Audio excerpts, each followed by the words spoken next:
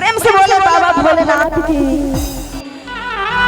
सावन के महीना में एक पति देवघर जाते हैं और वो ड्राइवर रहते हैं, तो उनका पत्नी कहते हैं एक प्यारा भाव में और भजन के माध्यम से, अरे गाड़ी लेके मारी हाँ से जाई मोर डराई बरसा जानवा। अरे गाड़ी लेके मारी हाँ से जाई मोर डराई बरसा जानवा। अरे भांग पी के गाड़ी मत चलई मोर डराई बरसा जानवा। भांग पी के गाड़ी मत चलई मोर डराई बरसा जानवा। गाड़ी लेके मारी हंसे जाई मोर डराई बरसा जानवा। गाड़ी लेके मारी हंसे जाई मोर डराई बरसा जानवा। भांग पी के गाड़ी चल चलई मोर डराई बरसा जानवा। भांग पी के गाड़ी मत चलई मोर डराई बरसा जानवा। जय हो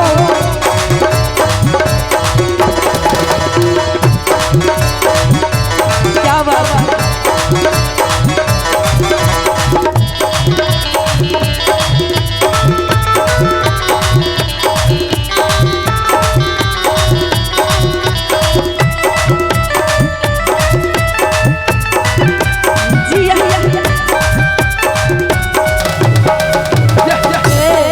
और क्या बड़ा प्यारा भाव में चढ़ी जे ना सासा सैया जी हो माथा तोहर बउरा जाई।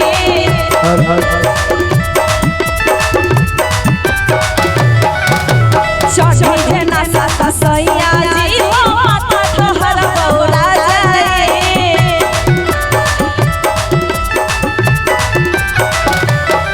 एक मिनट, कौन कौन गए हैं देवघर जरा जरा अपना हाथ ऊपर कर लीजिए।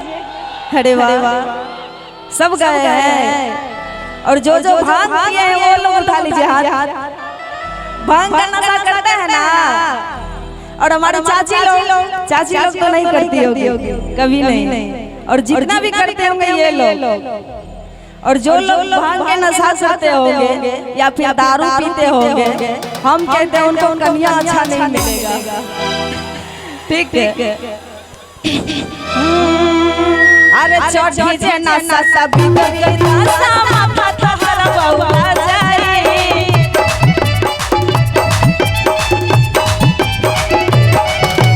चढ़ी जे ना सासा बिगड़ी दासा माथा तोहर बउरा जाई।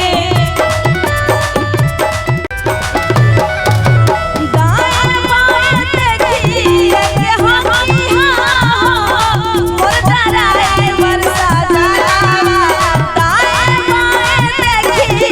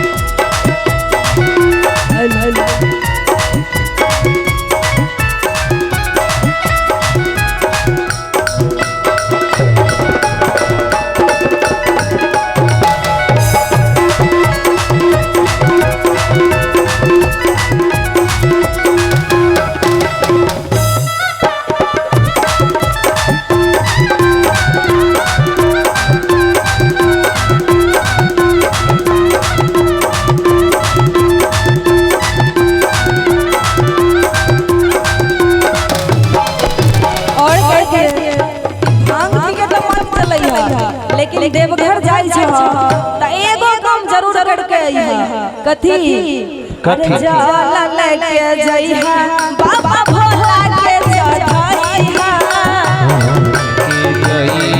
भोला बाबा के जाला लेके जइहा बाबा भोला के चढ़ाइहा भोला बाबा के चढ़ाइहा अरे जाला लेके जइहा बाबा भोला के चढ़ाइहा बाबा भोला के चढ़ाइहा का हो अरे सुना और कहती है अरे जाला लेके जइहा बाबा भोला के चढ़ाइहा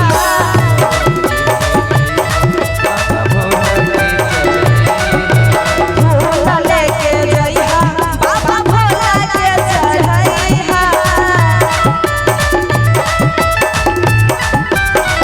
धीरे धीरे देवघर पहुँच जइहा और कराई वर्षा जलावा धीरे धीरे देवघर पहुँच जइहा और कराई वर्षा जलावा महालक्ष्मी के गाड़ी चल चलाइहा और कराई वर्षा जलावा महालक्ष्मी के गाड़ी चल चलाइहा और कराई वर्षा जलावा